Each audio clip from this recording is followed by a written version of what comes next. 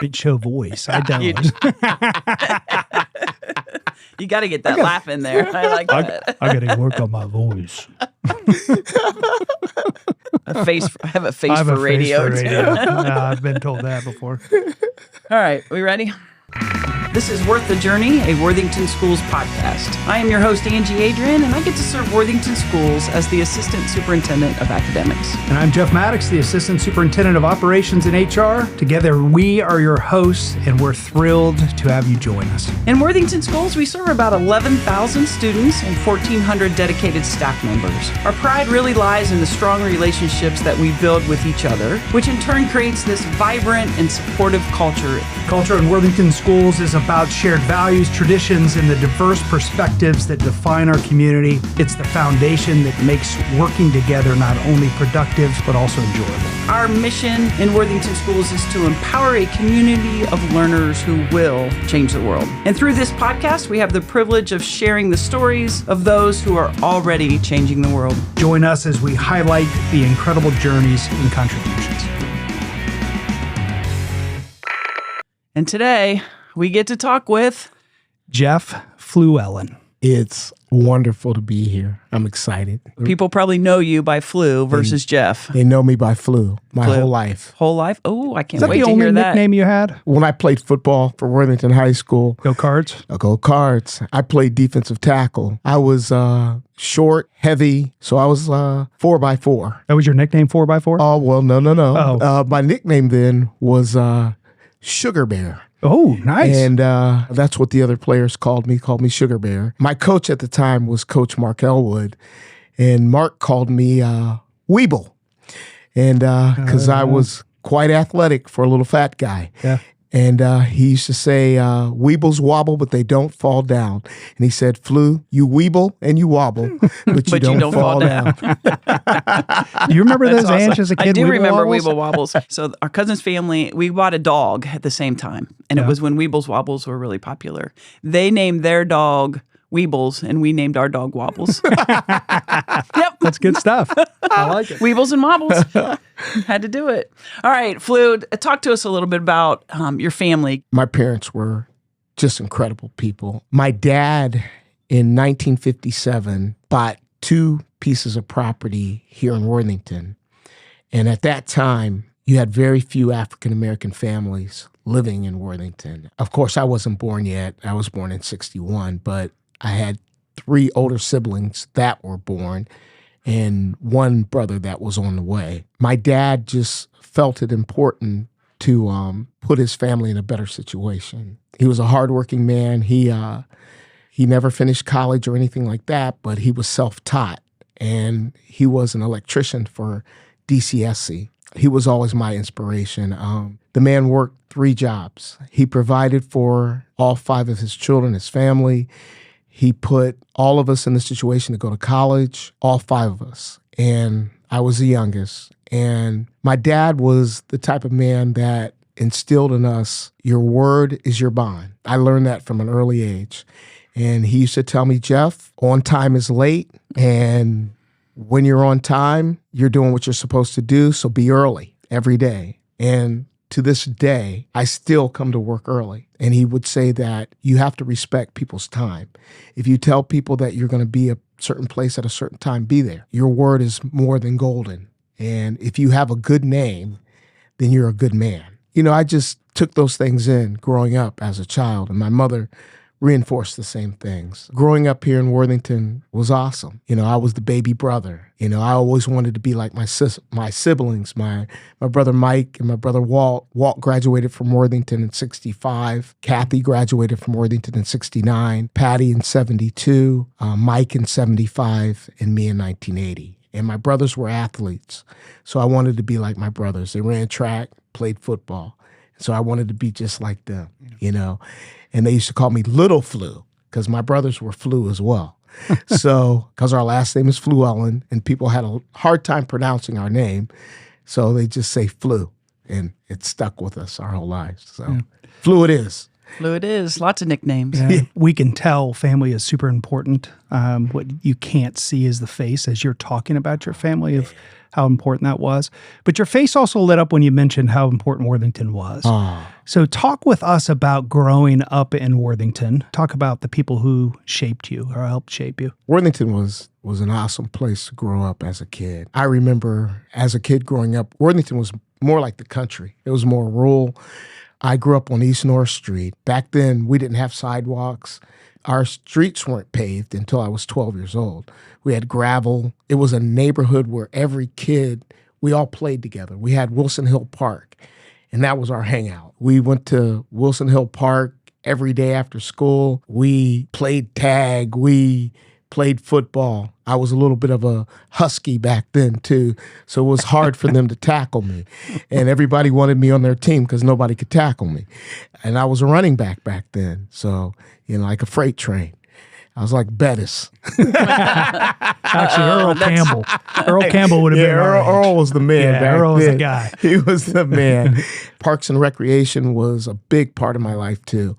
Jeff Sawyer was the recreation and park director at Wilson Hill Park. And I was kind of rambunctious. I liked to fight. I liked to, that was me. I was all boy. Jeff would send me home every day. Jeff Fluellen, go home, and think about what you did.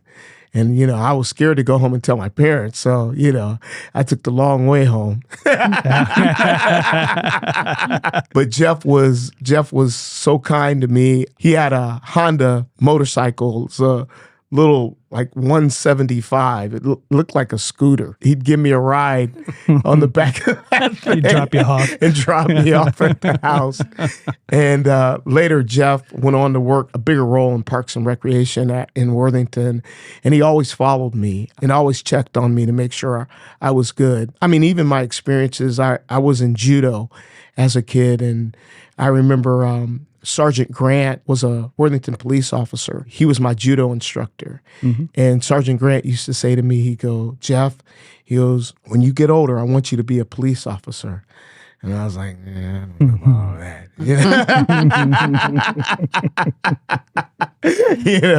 But I enjoyed flipping people. So, shout out to Sergeant Grant for teaching me judo. Talk to us a little bit about how your career got started, right? Oh, This was a journey for me. I started out, I drove for UPS for 15 years. I love people. I've always been a people person. That's who I am. I enjoyed my job. But I was injured, and it kind of had, me rethink what I was going to do. And I started a cleaning business for a little while. I did that for a while. And I had done some volunteer work when I was a UPS driver at TICO. TICO was a juvenile prison on Broad Street. So every Thursday, I would volunteer. There was something about displaced youth and youth that had some problems that I was kind of drawn to. I would go and spend an hour on Thursdays at TICO. And I don't know if you guys know anything about TICO. Was a tough spot. I remember that. And it was a state lockdown juvenile facility. After my journey at UPS, I decided to work for a company called ViaQuest. And at that time, I worked with at-risk kids, teenagers that had some emotional and behavioral issues. I just had a passion for it. I fell in love with it, just helping kids. It just gave me a fulfillment that I wasn't making the money that I was making at UPS, but it gave me a different type of fulfillment that was more valuable to me than money. Then from there, I went to the juvenile detention center and I worked downtown as a juvenile corrections officer for 5 years. And I really enjoyed that. But I felt like there was more that I could do because I was more restricted in that environment because it was a lockdown facility and there was only so much that we could do. From there, I went to work at a juvenile lockdown mental health facility. And I actually worked there for 16 years. I started out on the behavioral unit, and then I went from there to working with kids that had emotional issues. From there, I took over the acute unit, and I ran that unit. And those were kids that were homicidal and suicidal. A kid coming from Worthington, Ohio, I've been sheltered to a lot of things in life, and, working in corrections and working in that environment, it introduced me to a whole different world that a lot of us never see. And then I started to see, what really drove some of the kids to be in there. And one of the things that was a common denominator in most of those children was abuse. They acted out because that's what they knew. It was very hard for them to receive somebody that was showing them compassion and showing them love. But that was always my weapon of choice. I'd have to restrain a kid. That was probably the worst thing that I had to do. I wanted to de-escalate as much as possible, to talk to them. And if I could talk to them, that was a better route for me than having to put my hands on a kid. But the only time that ever happened is when it was a safety to themselves or safety to others. Yeah. That's kind of how my journey started working with kids. So you use the word drawn. And I love when people say I was drawn towards something. You were drawn towards difficult work. Yes, absolutely. What was it that drew you to that? Well, me, myself, being a kid that was a little rambunctious and a kid that had a little edge to me. I had great parents and I had great parenting, but I still, there was that in me. And I knew that working with those kids and being there for them and mentoring them and being an example to them, I think one of the biggest things that kids are looking for in an adult's life is consistency. And a lot of those kids never saw consistency in their life. So I set out to be a consistent example every day. I came in the same way every day. They would see me smile. They would see me say, hey, how you doing? Show concern for them. And it uplifted me because I felt like this is my purpose. And when something is your purpose, then it makes it easier for you to do. And I think all of us, like Jeff, you know what your purpose is. Angie, you know what your purpose is. When you're fulfilling your purpose, I think me as a person, that fulfills who you are. I told you earlier, Angie, when we were talking, you have a job that you go to, a 9 to 5, and you hate it. You get home and you're like, God, I don't want to do this. And then, you come into something that you love and you look forward every day to going to work. And here at Worthington, when I got the position here, you see me smiling. Yeah. As the security monitor at Worthington High School, I really felt at 60 years old that I found my true purpose. And I felt that all the experiences that I had had before, the rough experiences working in the lockdown facilities, the group homes, and all the things that I had done prior to this prepared me for what I'm doing now. I told you earlier, Angie, I went from West Point to Cedar Point, But if I'm not mistaken, you weren't sure about the security monitor job when it was posted. So I think maybe your wife. You got a story here. Oh, yeah. I think maybe your wife or who you call AKA that's my girlfriend. That's my girlfriend. That's I know. my boo. Yes, that's my your girlfriend. boo. That's your girlfriend. Yeah. And mother-in-law really encouraged you to interview. Isn't that the case? That is absolutely true. Yeah. At the time, I had my own little business going, and I was making a little money and feeling pretty good about myself. And Scott Gordon, my childhood friend, my teammate, and still still my buddy. Yep. That's my guy. I love him. Scott texted me and he said, "Hey, Flu, there's a position at Thomas Worthington that's opened up, and man, Flu, I think you'd be great for this position." And I read the text and I was like, yeah, okay. And I was just like, I don't know. So I shared it with my wife, and my wife was like, Jeff, that's for you. You have a love for the kids. Right. And that's what you're supposed to be doing. She's like, you need to think about it. And then my mother-in-law, who's 92 years old and one of the most awesome people you ever want to meet in your life. She retired, 52 years of nursing, and she's also Milo Grogan Commissioner She owns 10 rental properties in the Milo Grogan area, and she still walks every day, and she's just awesome. And she said to me, Jeff Fluellen, you better take that job. She said, that's your calling. That's God telling you to take that job. And we're super glad you did. Without a doubt. How long have you been there? How many years? This is my third year. Third year. And I would guess that there isn't a staff member or student who doesn't know who Flu is. You know, Trent, well respected. Unbelievable. If people haven't figured out who Flu is, he is the person that Trent spoke about, one of the people he spoke about at Convocation. And he nailed that to where, you know, when we watch you interact with people, Flu, you change lives. We couldn't ask for anything more, and that's a hard job. Right. It's a security monitor. So it's not like it's easy, right? It's difficult work because you have to have conversations with students that aren't always fun to have. So in your role as a security or safety monitor for Thomas Worthington, talk to us about a typical day at Thomas Worthington High School. Well, my day, and this is the part that I love so much, at the beginning of the day, I'm at the West End. For the last 2 years, I have been at the West End. So when the kids are coming in to the building and getting off the buses or being dropped off, I'm the first line that they see. Yep. A lot of them come in. Some of them are down. Some of them are happy. Some of them are just kind of like blah. And so setting the tone for the day is positivity. So I high five, fist bump, how you doing? Give them a hug. Hey, what's going on? Is everything all right? You doing okay today? Is there anything I can help you with? Is there anything you need? I think the very first thing is, as a security monitor, is building relationships with the kids. And kids are smart. They know how much you care. They really don't want to know how much you share. They want to know how much you care. Yep. And they want you to listen to them. They want to feel like they're being heard and that what they feel is important. A big part of our day is making sure that they're in the places that they need to be. They need to be in class.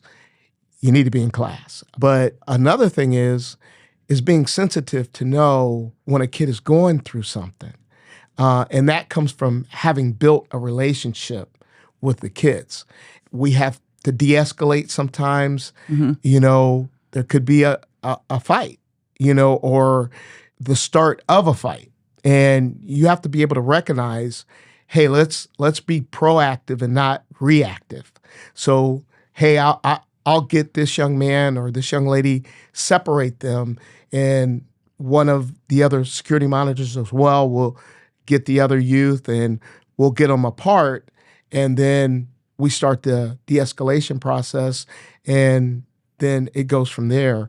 It's sometimes just an encouraging word. Yeah. Or going to a game. Oh my God, that's, you know. When they see you in a different setting, right? Not just in the hallways and the classrooms, but man, Flu's at our game. Like he cares about us. That's another way absolutely that you and lots of our staff show that appreciation for students. Do. Yeah.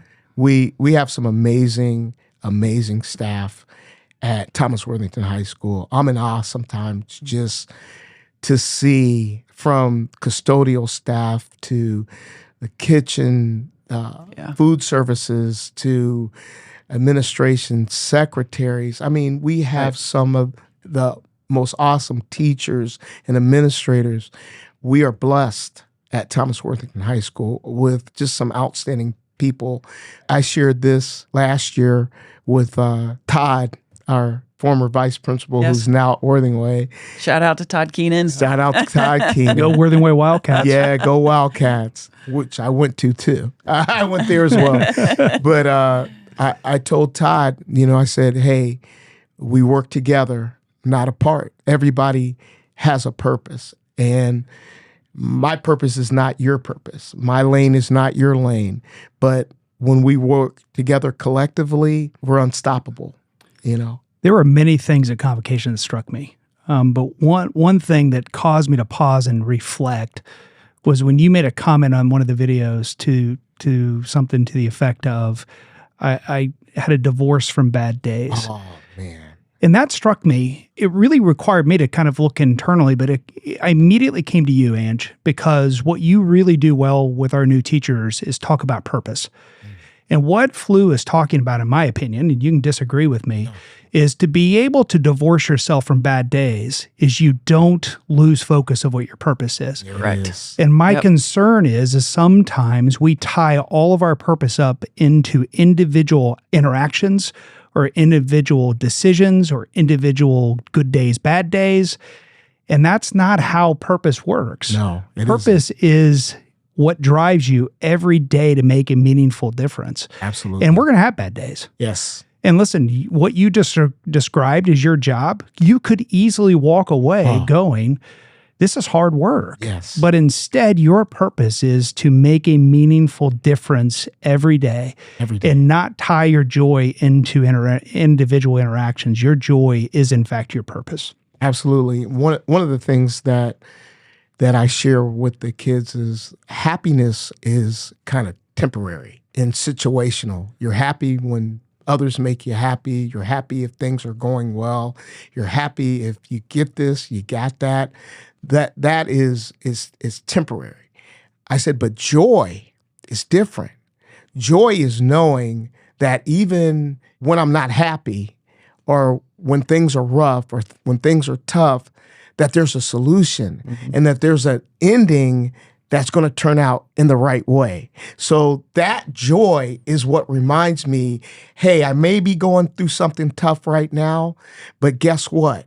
I'm going to get through it. It was interesting. I was on my treadmill. I was sharing with Angie. I get on the treadmill in my house in my man cave every morning, and I get down there, and that's kind of my time when I'm exercising to kind of meditate and think through my thoughts and get my mind clear. And the other day I was thinking about a restart button. A lot of times we get kind of frustrated with people when they're on a certain path and they make a mistake. And we're like, well, I told you, I thought you were heading in the right direction and doing the right thing.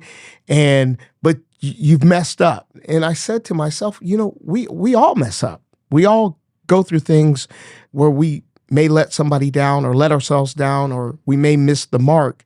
But the great thing is that we can restart. We can hit the restart button. And I think we need that same compassion when we're dealing with our kids in our school. They may be struggling with something and they're doing well, and then they might fall off and miss it, and make a mistake. But instead of us beating them down, we need to encourage them to say, hey, you know what? It's okay. Mm-hmm. You can hit that restart button. And the good thing about the restart button is it doesn't wear out. Yep. You just keep hitting it as many times as you need to whatever situation in your life to get it where you need it to be. You're spot on. And and Corey, we're just fortunate that you work for the Worthington schools. I hear people say that, Jeff, but you know what? I get more joy coming back to me from the kids and the staff that I work with, my coworkers, and the people that I'm around. It makes me whole. A lot of people say, Jeff or Flu, I thank you for what you do, but I'm thankful for what it does for me. It's a joy for me every day. I'm telling you. And, it's like when you get on the treadmill, sometimes you're like, oh man, I want to sleep in a little bit more. But once you get on that treadmill or once you get in the gym, then it helps you breathe. Mm-hmm. And when I'm in that atmosphere and when I'm in that environment, it gives breath to me. It gives life to me. Reminded me of Tim Kite. Oh, yeah, absolutely. When he said, get your mind right, when he gets on the treadmill. I just had a Tim Kite moment when he said that. Is it really the best job you've ever had? Oh, it is. My girlfriend will tell you because she lives with me. Your wife. Thanks for putting that disclaimer on there. It's my wife. And his girlfriend also his wife. We should make that. My girlfriend is my wife. Yeah. That's awesome. She serves a dual purpose. And so she's both my wife and my girlfriend, and always has been. That's awesome. But she sees that joy in me. And it's evident in my kids. I have 5 kids, and just truly blessed. They're all adults, which is great because we are empty nesters now. Woo-hoo to the empty nesters out there. But they see it, and they're like, Dad, we have never seen you this happy, and never seen you in any job that you've ever had this fulfilled. Like I say it again, at 60 years old, I found my purpose. At 60. Great. So it's never too late. Never too late. Well, Flu, as Jeff said, we're super grateful that you chose Worthington, not just to grow up in and to be a student in, but to come back and serve a purpose for our students. The way you have given back to our community is certainly much to be thankful for. So we appreciate you. We're very fortunate. But you're not done yet. Uh-oh. This is where it gets running real, back. Flu. Get the running back mindset on, because rapid fire questions are about to happen. This is where it gets real. Okay. What is your favorite pizza place of all time? It's gotta be Pizza House. I like the oil base instead of tomato sauce. I do not like tomato sauce. Interesting take. Yes. Well, now I'm plant-based, but before it was cheese, onion, mushroom, and chicken. Oh, nice. Who had the greatest impact on you growing up? Oh, it's got to be my dad. Who was your favorite teacher as a student? Oh, Mrs. Frankenberg at Worthing Way Middle School. What did she teach? She taught English. Nice. And Miss Frankenberg was amazing. I was having difficulties, as a kid, and she would take me and allow me to come to her house and tutor me after school. I mean, at her home. And she is still one of my favorite people in the world. I run into her. She's 90 years old. She's still, she reminded me of my mom because they're both in the 4'10" and under club. But she's a sweetheart, and she still goes to the Buckeye games because I work the Ohio State games. Are you a Redcoat? No, I work where all the boosters are. And it's the best, second best job because I get in the games for free. OH. Describe your perfect day off. My girlfriend and I, which is my wife, we call them siestas. Oh. And a siesta for us is sleeping in and napping. Nice. Never mind. I'm going to move on. That's not going to make the cut. All right, last question. Most important question. What is the greatest cereal of all time? Captain Crunch. The original? The OG? original. We're back as friends.